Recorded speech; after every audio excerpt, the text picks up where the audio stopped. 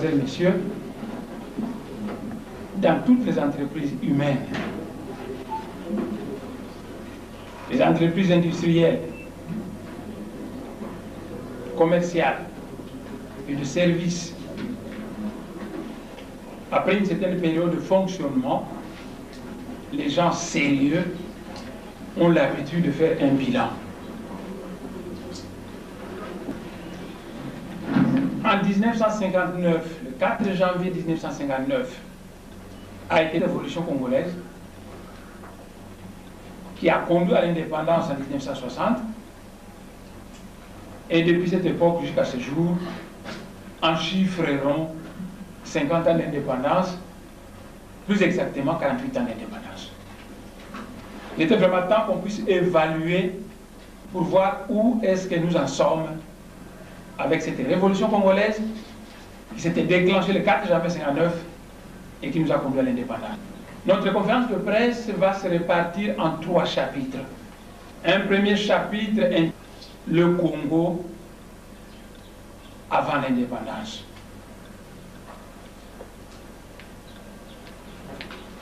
Chapitre intitulé le Congo, 48 ans après l'indépendance.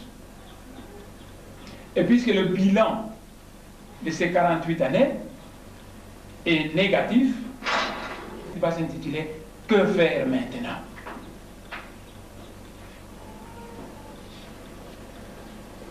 Avant de commencer à détailler chaque chapitre, je vais vous brièvement le contenu de chaque chapitre. Le premier chapitre intitulé « Le Congo avant l'indépendance », nous allons retenir une chose. Le Congo là, le Congo belge, était géré suivant un... Et il y avait la prospérité dans le pays. Malheureusement, il y avait aussi beaucoup d'injustices coloniales qui ont été contestées par le prophète Kimbangu en 21 et qui ont conduit les Congolais au soulèvement. Le chapitre 1, ce que nous allons développer dans ce chapitre-là. Le chapitre 2, le Congo après l'indépendance, eh bien, je vous ferai remarquer que cette indépendance a été gérée suivant le système de l'unitarisme centralisateur et dictatorial qui a impliqué la territoriale non originaire. Le pays a sombré dans l'impasse.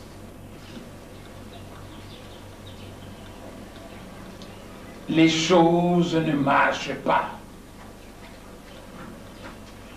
Le bilan est négatif.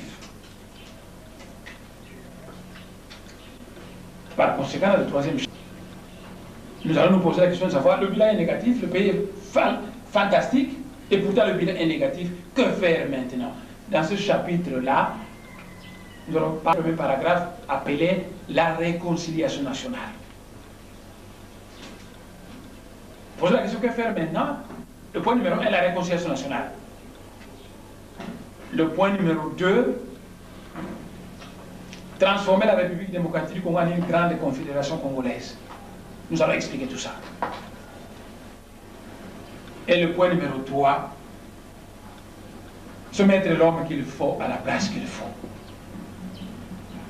Brièvement résumé, nous allons maintenant commencer à détailler chaque chapitre. Chapitre 1, le Congo avant l'indépendance.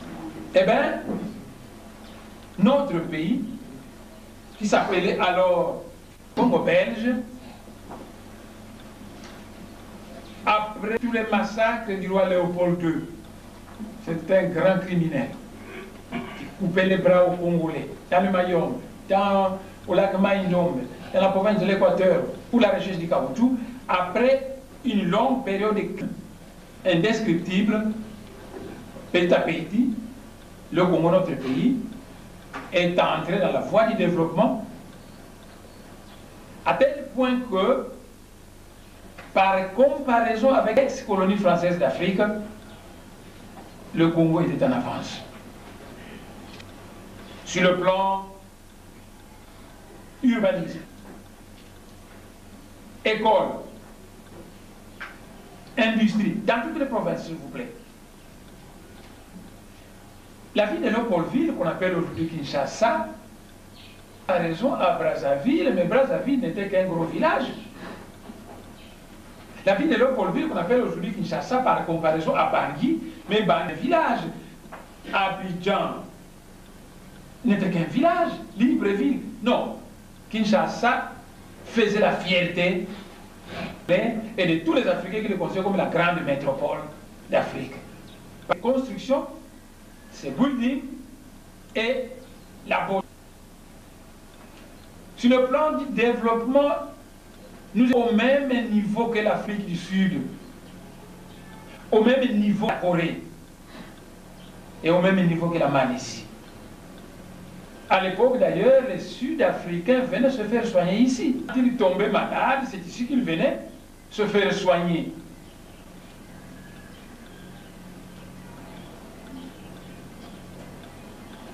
Après, je vous avais dit qu'il y avait ce problème des injustices qui faisait un simple chauffeur blanc gagnait 10 fois, 20 fois le salaire de son collègue congolais qui était chauffeur.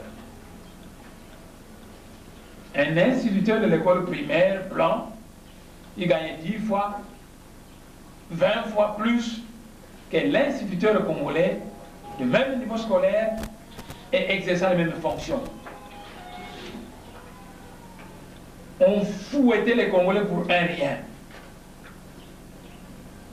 On condamnait facilement les gens à mort. Le Congolais ne pouvait pas rentrer dans les magasins fréquentés par les Blancs. Le Congolais ne pouvait pas aller dans les mêmes alimentations que les Blancs. Le Congolais ne pouvait pas habiter le même quartier. Et Limité était essentiellement un quartier blanc. La Gombe, qu'on appelait Kalina, était pour les Blancs. Et puis il y avait les Tambours. À part ça, il y avait toutes les cités pour les Noirs. Et les Blancs se permettaient d'avoir des relations sexuelles avec les Noirs et de mettre au monde des milliards qu'ils abandonnaient d'ailleurs. Mais arrivé pour un Noir, il était pendu. Il y a eu beaucoup d'injustice. Et petit à petit, les Noirs commençaient à en avoir marre. Jusqu'à ce que le 4 janvier, vous savez, le 4 janvier, beaucoup de gens mal intentionnés, soucieux de vouloir déformer l'histoire, genre, ah non, non, c'était un match qui a déclenché tout ça. De Reine Astrid, depuis qu'on a construit le stade de Roi Baudouin, il y avait toujours eu des matchs dans cette ville. Il y a toujours eu des gagnants énormes. Mais il n'y a jamais eu de 4 janvier, il n'y a jamais eu de révoltes qui ont conduit à l'indépendance. Non, mais c'est une certaine tendance de certaines personnes dans ce pays, au point où je ne sais pourquoi, ont tendance à vouloir effacer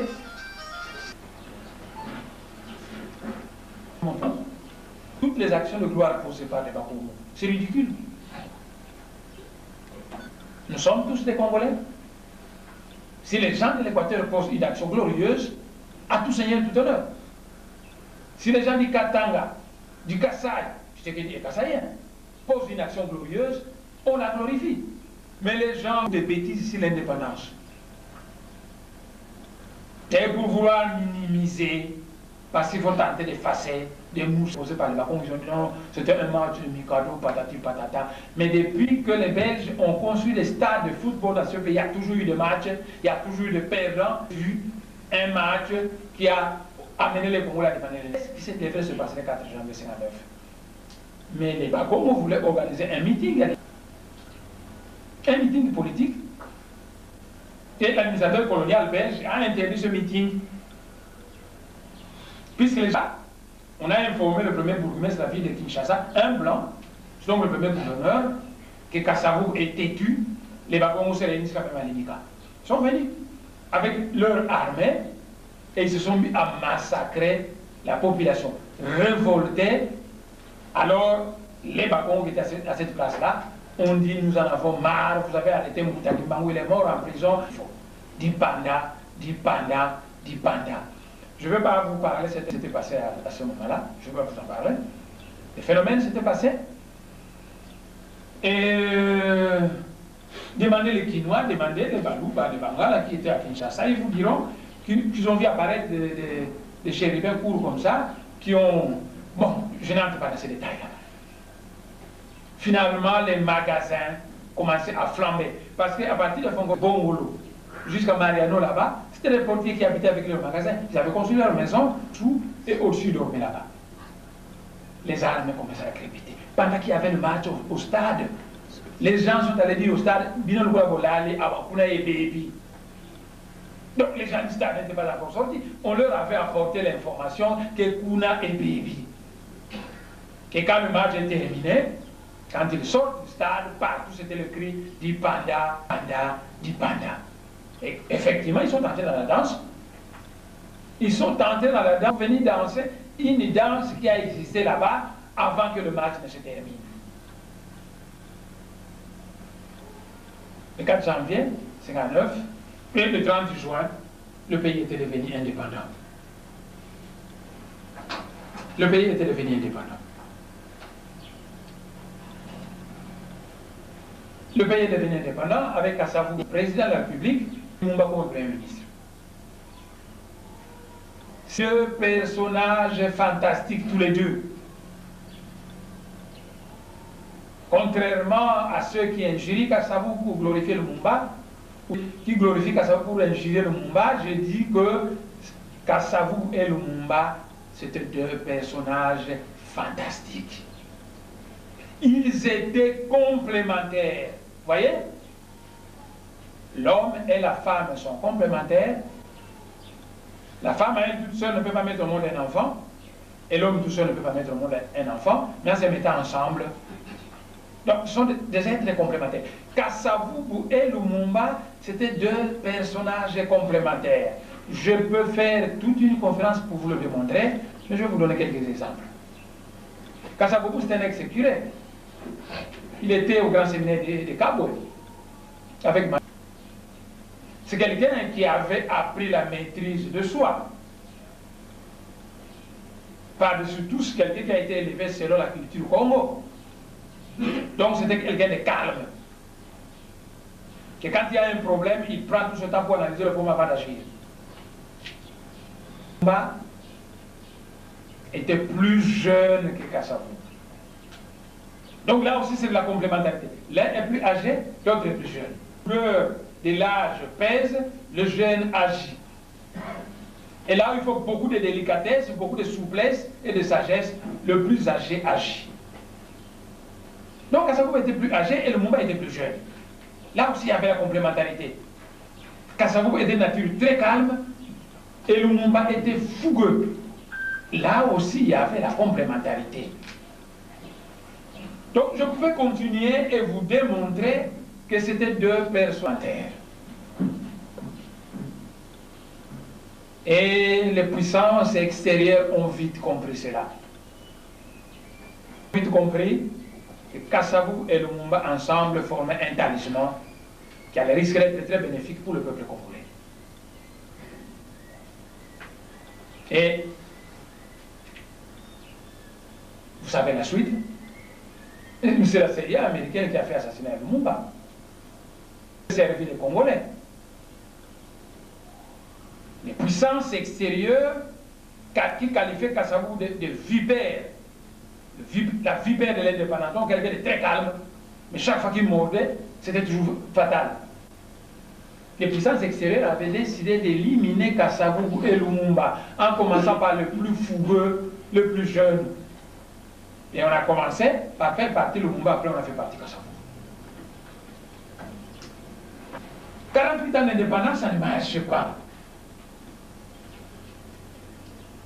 Et au début, on expliquait cela en disant non, les choses ne marchent pas parce que le Congo, c'est un pays sans cadre universitaire qui vient à peine de sortir du régime colonial. C'est comme ça que vous justifiez votre incapacité à gérer ce pays des cadres universitaires. 48 années après, Eh bien, le Congo a des milliers de docteurs, des milliers d'ingénieurs, des milliers de gradués, des milliers de licenciés, des milliers de cadres universitaires, et ça ne marche toujours pas. Pourquoi cela? On vous a dit que le pays ne marche pas parce qu'il manque de cadres universitaires. 10 années, 15 années, 20 années après, vous avez pléthore de cadres formés dans les universités congolaises, les universités européennes et américaines les plus compétentes. Eh bien, ça ne marche pas. On a l'impression qu'à force d'avoir mangé trop de sardines sans tête dans les restaurants des campus universitaires, que les diplômés congolais des universités étaient devenus des intellectuels sans tête qui raisonnent. On a beau condamner le président Mobutu de la dictature, oui, mais Mobutu s'est fait vite entouré de cadres universitaires. Ce sont des cadres universitaires qui s'étaient servis et ça n'a pas marché. Vous devez pouvoir expliquer pourquoi cela. On a dit que la gestion était difficile par manque de cadres. Vous venez de former des milliers de cadres universitaires et le pays ne marche toujours pas. Il faut expliquer cela. Pourquoi? Votre incapacité à faire fonctionner un pays fantastique. Alors après on a changé. On vous a dit que pour qu'un pays puisse marcher, il faut un grand ensemble. Nous sommes à l'heure des grands ensembles. Il faut un grand ensemble. Mais moi, je vous fais remarquer que si nous prenons deux cartes de même échelle, une carte de la République démocratique du Congo et une carte de l'Europe, de même échelle, si nous les superposons, eh bien, si Kinshasa tombe à Londres, Lubumbashi va tomber à Moscou. Vous voyez, vous prenez une carte de l'Europe et une carte du Congo, même échelle, vous les superposez. Si Kinshasa tombe à Londres, Lubumbashi tombe à Moscou. Et entre Londres et Moscou, vous avez la France, la Belgique, l'Allemagne, la Roumanie, la Hongrie, la Tchéquie, le Kosovo, la Bosnie, la Géorgie. Vous avez une vingtaine, une trentaine de pays.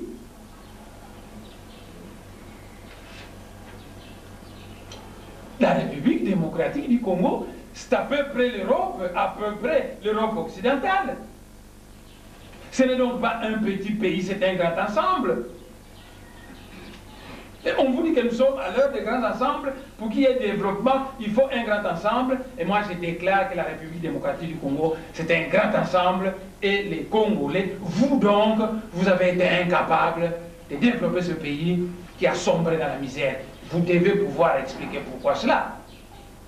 On vous a dit que nous sommes à l'heure des grands ensembles, qu'avec les grands ensembles, tout ira bien. Votre pays, c'est un grand ensemble. Et vous avez été incapable de développer ce pays. Vous devez pouvoir nous dire la cause de votre incapacité.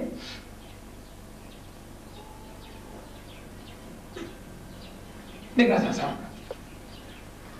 Mais la République démocratique du Congo, c'est 80 fois la Belgique.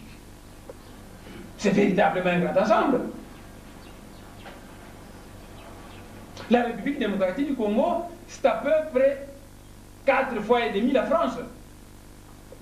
La France et l'Allemagne sont parmi les quelques pays les plus grands. Or, la France a 550 000 km². 550 000 km². Et la province orientale, chez nous, c'est 525 000 km². En chiffreront la province orientale à peu près à elle toute seule et de même dimension que la France. La Suisse, c'est 40 000 km². Nous, c'est 2 400 000. Donc, la République démocratique du Congo est un grand ensemble. L'État d'Israël, c'est 27 000 km². 27 000 km². Et pourtant, Israël, qui n'est pas un grand ensemble, est mieux développé que le Congo, mieux géré que le Congo. La Belgique, qui est entre 80 fois au Congo, est plus développée que le Congo, mieux gérée que le Congo. La France est environ 4 fois. La Suisse, bref, tous les États européens, parce que les États européens, il n'y a pas de grands États là-bas. La Tchécoslovaquie, c'est 2, en Tchéquie et en Slovaquie. La Tchéquie, c'est environ 80 000 km². Le Portugal, c'est environ 100 000 km² seulement. À part la France, un peu la Pologne et l'Allemagne, tous les États européens, c'est 400 000 km², 450 000 km². Vous, c'est 2 millions et quelques. Véritablement, vous devez pouvoir être plus développé, plus fort que les autres. Or, vous avez fait sombrer ce pays fantastique qu'est la République démocratique du Congo. Il faut expliquer ça. On vous a dit que nous sommes à l'heure des grands ensembles, il faut des grands États. Mais à l'heure des grands ensembles, le super grand ensemble appelé Union soviétique a éclaté en plusieurs États indépendants de dimensions moyennes. Au lieu que l'Union soviétique, un super grand ensemble, cherche encore un autre pays grand pour faire un super grand ensemble, à l'heure des grands ensembles, l'URSS a éclaté plusieurs États indépendants de dimensions moyennes. Et à l'heure des grands ensembles, la Tchécoslovaquie a éclaté en Serbie, indépendant, Kosovo indépendant, en Bosnie indépendant, en Croatie indépendant. Ah tiens, mais on vous dit que nous sommes à l'heure des grands ensembles. Il faut plutôt former des grands pays. Et pendant qu'on vous dit ça, là en Europe, ils divisent leur pays en pays de dimension moyenne facilement gérable. On vous a dit intangibilité des frontières héritées de la colonisation. Vous avez tous répondu Alléluia, Amen, à Combo et Yesu. En Europe, l'Allemagne qui a été divisée par des envahisseurs étrangers en deux, en Allemagne de l'Est et de l'Ouest, s'est réunifiée pour devenir un même pays. Donc, ici, pour respecter l'intangibilité des frontières, là, ils combattent l'intangibilité des frontières. Ici, vous dites qu'il faut des grands ensembles, et là-bas, des grands ensembles éclatent en plusieurs pays indépendants. C'est le monde à l'envers. Mais vous avez cru à ça. Et vous avez eu la chance d'avoir un grand ensemble, appelé la République démocratique du Congo, et ça ne marche pas. Vous devez pouvoir expliquer pourquoi le grand ensemble, République démocratique du Congo, ne marche pas. On vous a dit qu'il faut un grand ensemble, parce que dans un grand ensemble, la chance d'avoir des différents minéraux et des différentes ressources naturelles est plus grande. Bravo. Eh bien, la Libye, c'est un pays désertique qui n'a qu'une ressource principale, le pétrole. Sérieusement développé, plus que notre pays qui a du coltan, qui a du diamant, qui a l'uranium, qui a le pétrole, qui a l'eau, qui a les forêts, qui a tout ce que les chimistes connaissent de matières premières. Vous devez pouvoir nous expliquer pourquoi vous, les Congolais, vous avez été incapables de développer ce pays qui est fantastique. Vous avez toutes les ressources naturelles. La Libye a du mal à avoir de l'eau. Il y a des pays arabes qui vont chercher de l'eau à 500 km par exemple de la capitale. Vous, votre capitale est construite à côté d'un grand fleuve, l'un des plus grands fleuves du monde. Et les Kinois ont du mal à avoir de l'eau. La capitale mondiale du diamant est sale, crasseux. C'est horrible. On est en train de pomper le diamant du Kasaï et le diamant n'est pas une ressource renouvelable. Ce n'est pas comme les haricots, vous les plantez cette année, vous consommez, vous replantez l'année prochaine. Le diamant a été formé à une époque donnée de l'histoire. Et après l'avoir pompé, bien à un moment donné, on va vous laisser un trou vide. Et alors je disais, pendant qu'il y a encore beaucoup de diamants, c'est maintenant qu'il faut profiter de ces diamants pour développer le Kasaï, pour construire des ponts, des entreprises, des chemins de fer, des buildings qui seront tels que quand il n'y aura plus de diamants, ces chemins de fer seront toujours là vous continuez à avoir de l'argent, les poulings seront toujours là, les usines seront toujours là. Les gens n'ont pas suivi. Et aujourd'hui, mais beaucoup de mes amis Kassaïens maintenant me donnent raison. Mais tu les disais à l'école secondaire. Mais ça ne va pas à Mbujimaï.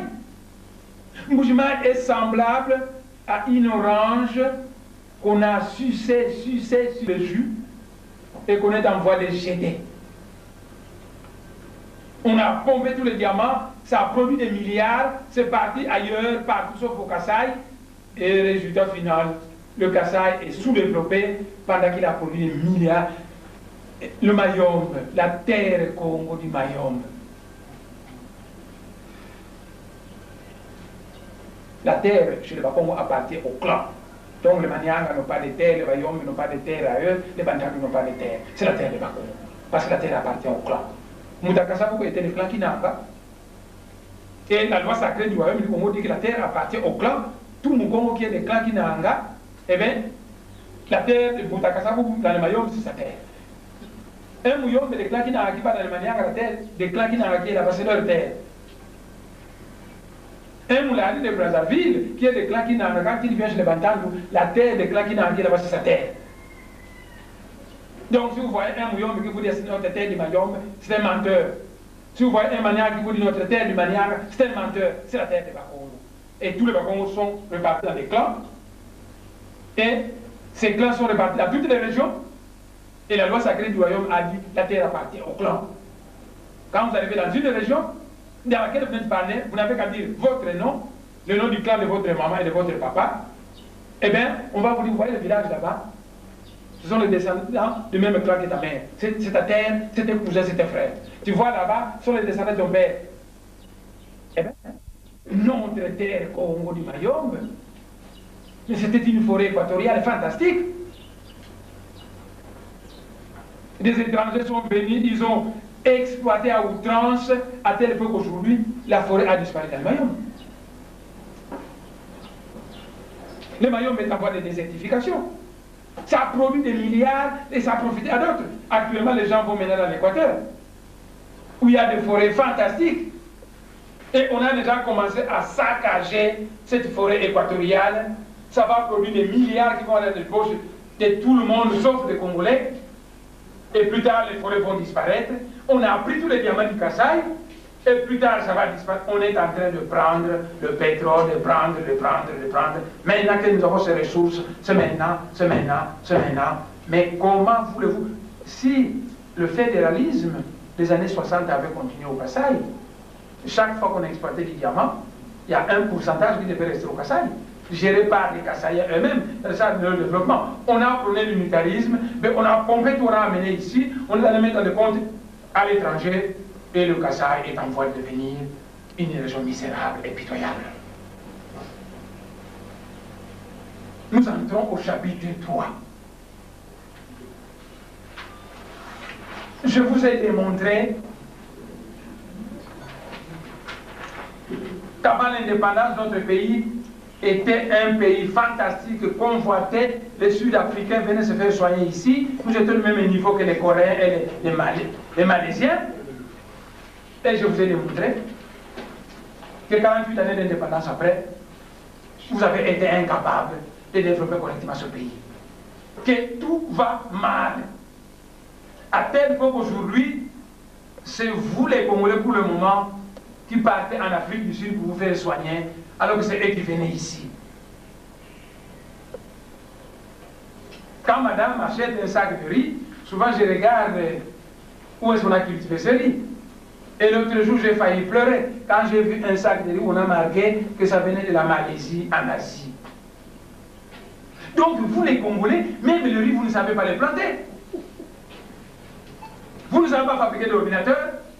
Et même le riz, vous ne savez pas le planter. Alors que les pauvres savent planter du riz.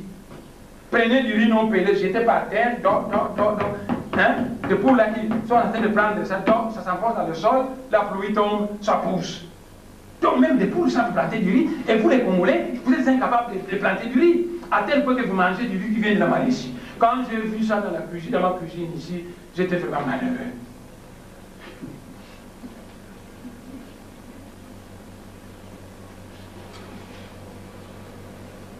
Je vous ai dit qu'aux années 59-60, notre pays était au même niveau que la Corée.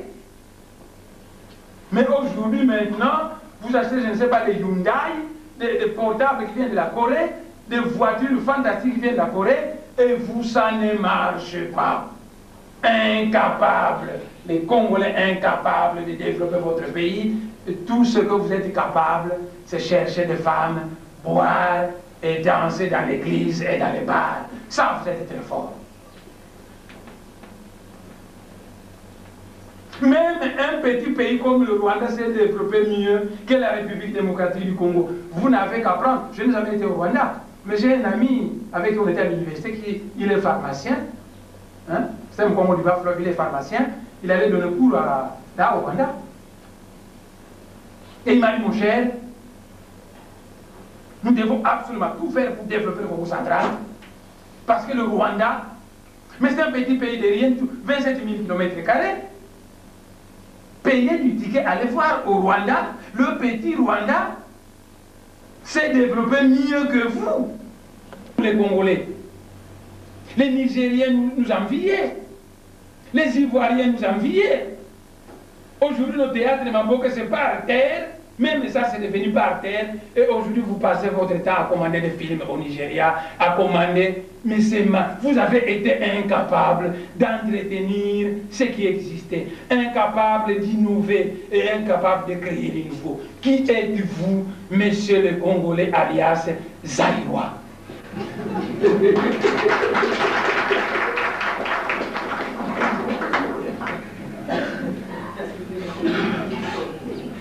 Au Brésil, le pays est trop grand.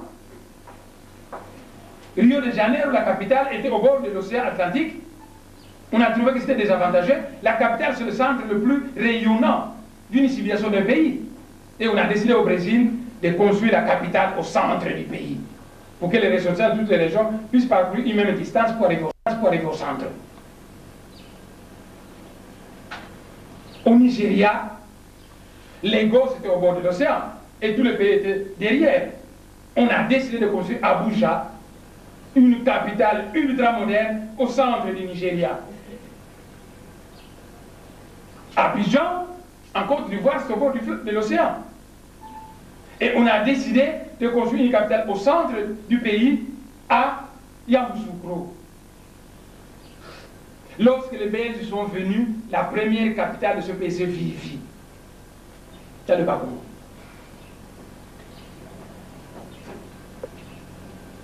Et après, on a transité, on est venu à Kinshasa. Mais les Belges disaient que nous sommes de passage. Et vers les années 50 et quelques, on commençait déjà à aménager Louabourg, l'actuel Kananga, parce qu'on devrait transférer la capitale de ce pays à Kananga. Pendant un temps, et à la fin des comptes, on devait construire la capitale définitive à Lodja, dans les environs de Lodja, qui est le centre du pays. Et bien, 48 années d'indépendance, vous avez été incapables de ne fût-ce que commencer les travaux de construction d'une nouvelle capitale ultramoderne à Lodja, telle qu'on l'a fait au Nigeria, telle qu'on l'a fait en Côte d'Ivoire.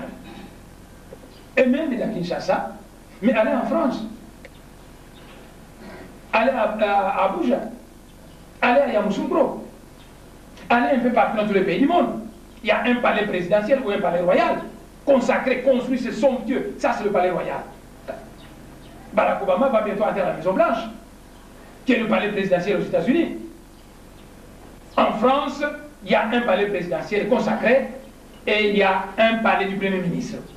Vous avez été incapable, vous, en 48 années d'indépendance, de construire un palais du président de la République ici à Kinshasa et un palais du Premier ministre. Mais qui êtes-vous, monsieur le Congolais, alias Zaïrois?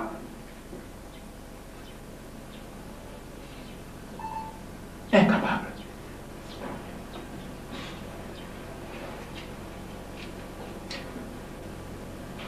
En 60, Libreville, mais c'était un pauvre village.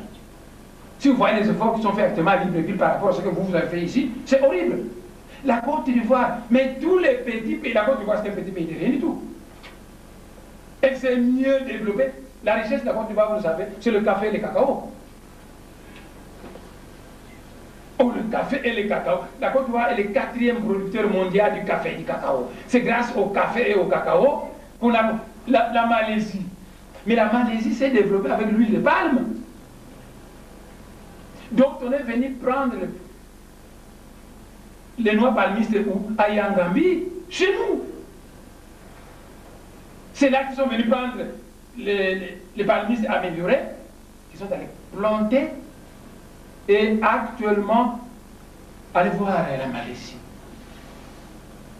Vous savez ce qu'ils font là-bas pour le moment? Ils ont fait l'inventaire des gratte-ciel les plus hauts du monde. Ils arrivent, quel est le gratte-ciel le plus haut? Ils mesurent combien? 800 mètres. Et ils construisent de 900 mètres. Quel est ceci le plus bas? La Malaisie, ressource, l'huile de palme. Et vous qui avez le diamant, le coltan, le pétrole, tout, vous avez été incapable. Qu'est-ce qu'il faut faire maintenant pour sauver la situation?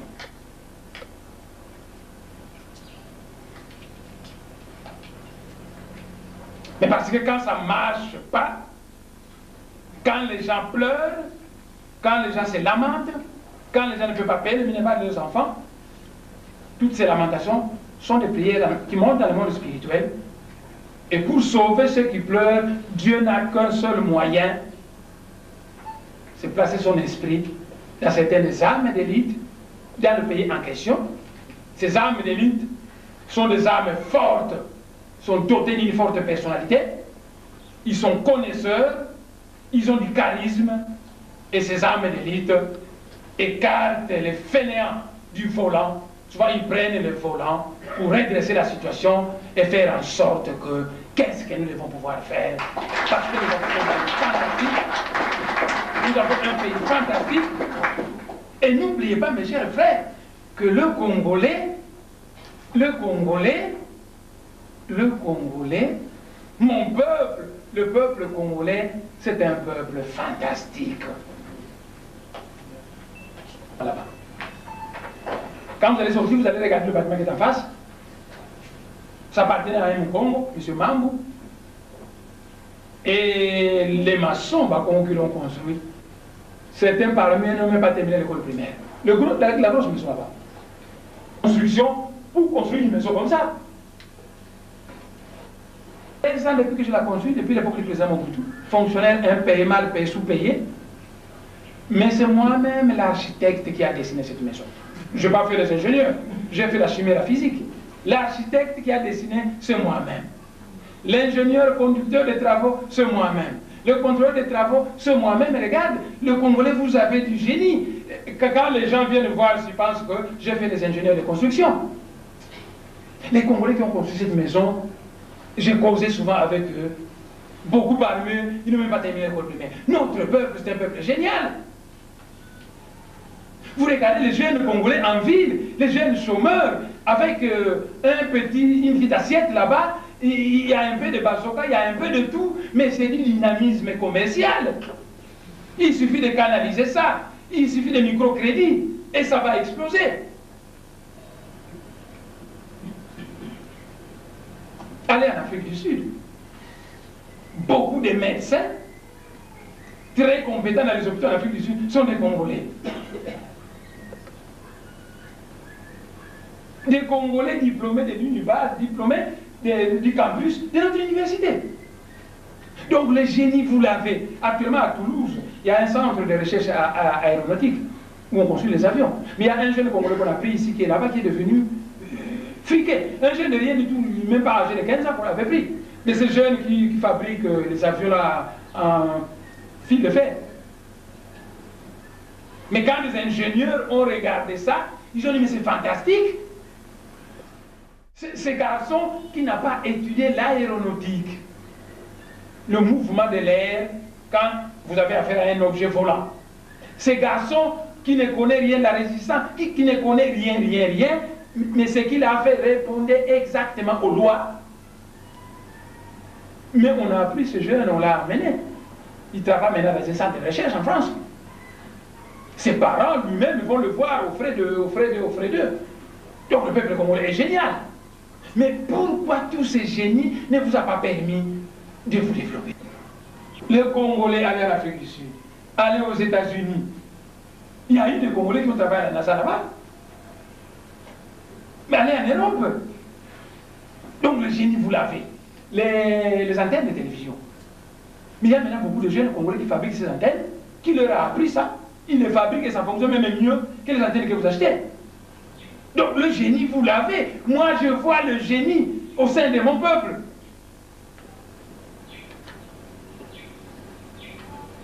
Mais pourquoi ça ne marche pas?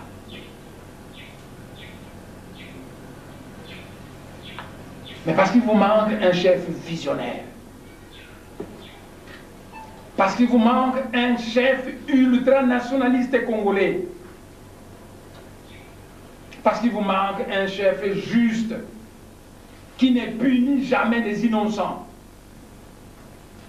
Parce qu'il vous manque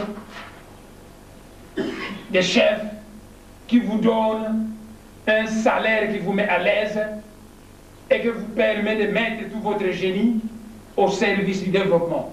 La sagesse qu'on vous enseigne, un tomisa, qui dit voya tomisa qui salue. Améliore-moi pour que je puisse améliorer le travail. Un tomisa par des stages de perfectionnement. Un tomisa par un bon salaire. Un tomisa par des meilleures conditions de travail.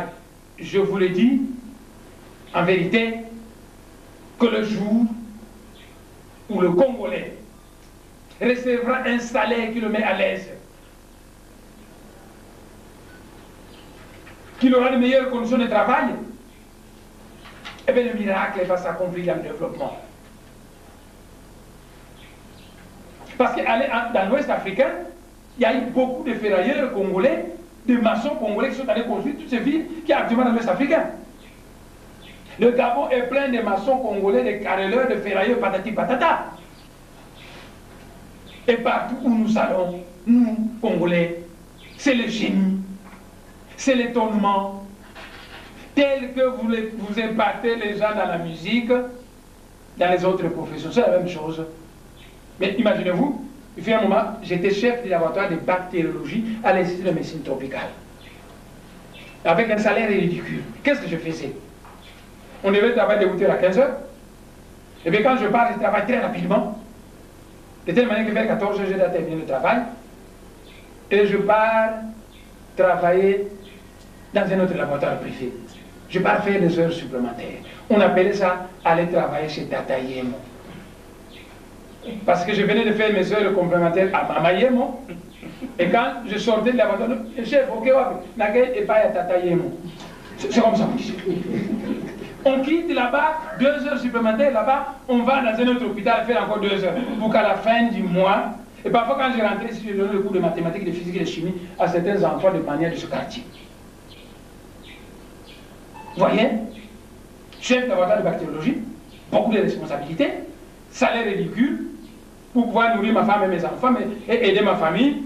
Je pars travailler dans un autre laboratoire en ville là-bas, je termine un autre laboratoire à Matongué, je termine, je vais donner un cours de mathématiques et de physique ici, je me dépense. Et après avoir mangé un peu de foufou à 18h, cassé, fatigué, je dors. Alors que toutes ces énergies que j'ai dispersées à donner cours, à passer à Tata Yemo, à passer à Noko Yemo, après avoir aidé à Mama Yemo, tout ça, si on me donnait un bon salaire à Mama Yemo, j'aurai tout le temps pour faire des recherches approfondies. Je peux rester là-bas jusqu'à 18h pendant qu'on a terminé à 15h, terminer certains travaux et les approfondir. On se dépense, le Congolais passe son temps à passer à gauche, à droite. Les mauvaises conditions de travail font que le génie qui a chez le Congolais s'endort. En Europe, beaucoup de savants dans le passé, ils n'arrivaient pas à faire des miracles. Mais actuellement, dans les pays européens, aussitôt qu'on a affaire à un génie, on l'encadre, on lui donne des meilleures conditions de travail, ainsi de suite. J'ai écrit 230 brochures. La presse, quand vous allez rentrer, je vais vous donner deux de ces brochures. Et le mois passé, j'ai terminé à diriger une thèse de doctorat d'un prêtre catholique de l'Université de Louvain. Vous voyez, on va travailler au Parlement, on rentre à la maison, on dirige une thèse de fin d'études, de doctorat, on est sollicité au campus. Vous êtes tantôt à gauche, tantôt à droite, tantôt en arrière, tantôt devant. 5 travaux à la fois, on se dépense inutilement. Alors que dans les pays sérieux, on dit, on vous met dans tel domaine, vous ne fonctionnez que dans ce domaine-là, et on vous donne le salaire voulu, on vous donne les avantages voulus que vous mettez à l'aise.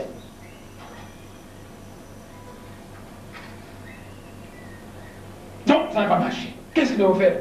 La première chose à faire, on doit produire dans ce pays un forum de réconciliation nationale. Je vais vous indiquer 3 choses à faire pour redresser la situation. Il faut un forum de réconciliation nationale. Parce que la territoriale des non-originaires qui a envoyé des gens venus